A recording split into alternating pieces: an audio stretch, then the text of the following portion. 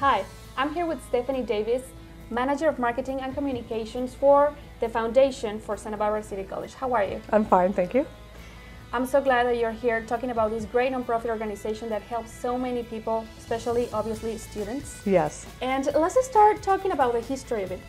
How was it founded and what's the mission? Well, I'll tell you a great statistic is that the college was founded in 1909, so we are just 1 year away from the college's 100th anniversary. The foundation was started in 1976, so we're 32 years old, but it came from a group of activists locally who wanted to make sure that this school had the best facilities, the best access to education for the high school students here who come here and want to move on to a better life, better jobs, or another school. That's great. So how many students benefit from the foundation? Every year? Gosh, it's almost countless, but a specific statistic is that just with our scholarships alone, around 800 students a year get a scholarship funded by the foundation, and they average about $1,000 a piece, which really helps unburden some of their expenses for living or books or tuition. The material. I know people think, the tuition is low. It's been $20 a unit for a couple of semesters, but it's the textbooks can be prohibitive. If you're a single parent returning to school, childcare can be prohibitive. So that money really can go for a number of things that help them focus on their studies. Now, I know there are a lot of scholarships to choose from. Yes. So tell me about the process of it. How many first do you have?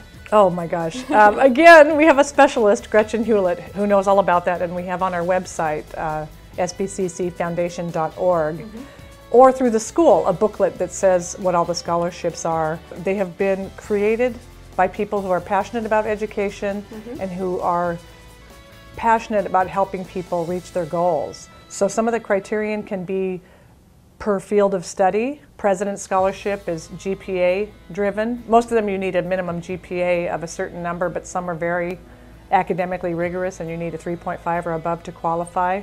There's a whole group also more based on need. There are many single parent scholarships. Again, well, low income for sure. They all can be low income, but you can be rewarded almost by your area of interest. Certainly your economic situation, and again, there's specialties. If you're a single parent, there's even, philosophy, biology. All the there's almost nothing you wouldn't find to fit your situation. And again, if you're we have the Adopt a Student Scholarship, and you meet your donor, you get adopted by this donor who sees you through your career here. Those are, I don't want to say generic, but you don't have to fit into a tight criterion to qualify. Just, I'm a student who has interest in meeting my goals, I have some financial need, and that's all you need. And let's talk about who can apply, or which are the requirements. Yes, now anyone can apply. Every year there's a process, and it is administered through the school. We are the funders, but we don't pick who is awarded. There's a rigorous process through the financial aid office, a group of teachers, counselors. You do need to do an essay, you do need to fill out an application. They're usually due in the first week of March every year. So the student, if they'll just participate by doing the essay and filling out some of the paperwork in May, then they're awarded. Do you need to be registered already? Or? Yes, you do. When you get in, you get your bearings and you see what you want to study. Maybe you know how many units you're carrying. So you do need to be registered.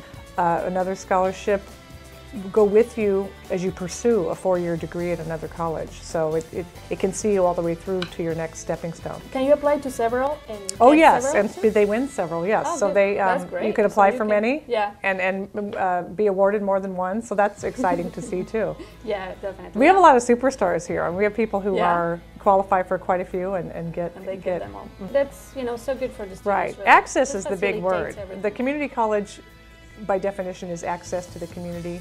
The foundation is interested in increasing access to an education also. Now, how can the community help? Is there any way to donate or? We do.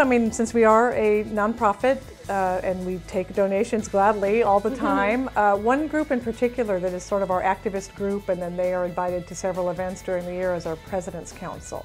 And that's a wonderful organization of people. We'd love to grow that group. It's $1,000 per year to donate, and as I said, you're invited to a couple of events, and then we have theater openings here, arts, we have campus tours. How many people are involved behind scenes? Our staff is 10 people, 10 hardworking people, And but actually a board of 40 people. Our board of directors runs the show, 40 people, men and women who are deeply committed to education, deeply committed to providing opportunity, deeply committed to making this community college, because this is their community, the best in the state, which I think it is. do you have any other activities going on? Several other activities. I mean, there's a large amount of money that we raise. 2 summer programs that are very exciting are called Running Start and SPARK, which is an acronym for Single Parents Arriving Ready for College. We are interested in getting the high school student. Running Start is targeting high school students who have the aptitude to go to college but maybe don't know how to get started, how to fill out the forms or what it entails, how you do time management. So Running Start is a 6-week program in the summer that the foundation funds and really gets the high schooler off and running. And single parents, again, I mean, just a chance. I interrupted my education, now I'd like to come back and pursue my education. Which happens a lot, by the way. Right, then they have a 6-week course that they come to with their children during the summer and get advice on, they get childcare provided while they're in these classes of time management and how to register and how to apply for financial aid. And then they learn something about parenting too, nutrition classes, and there's some field trips where they go with the children. So those are very exciting. Between the semesters, there's a summer session, but Great these 2 programs, very complete. yes, and That's just what I great results. I mean, only the student can make a difference in their own life, but with this help, they can get where they're going. Yeah. So they're highly focused and they're showing up every day, but we're showing them, breaking down those barriers. Oh, registration seems so complicated, or now I've shown up here, where's the front door? There's a million buildings. We'll show you where admin is, we'll show you where the classrooms are, and it's wonderful to see. Well, thanks for all that good information. I'm sure a lot of students are going to benefit from this. Yes. And just apply. I think that's right. Apply. I mean, call us or apply. And again, if you're a donor and you want to set one up, I want to make sure that you talk to a specialist to get that going. But it's very simple and very easy, and we would love it. We have as many students who need help as people who want to help them. So there's no limit. Good, because this is, again, not only for a student, but for our community. Right. Thank you, Stephanie. Thank you. For more information on the Nonprofit Spotlight, check our website at www.sbchannels.tv or call 963-3893.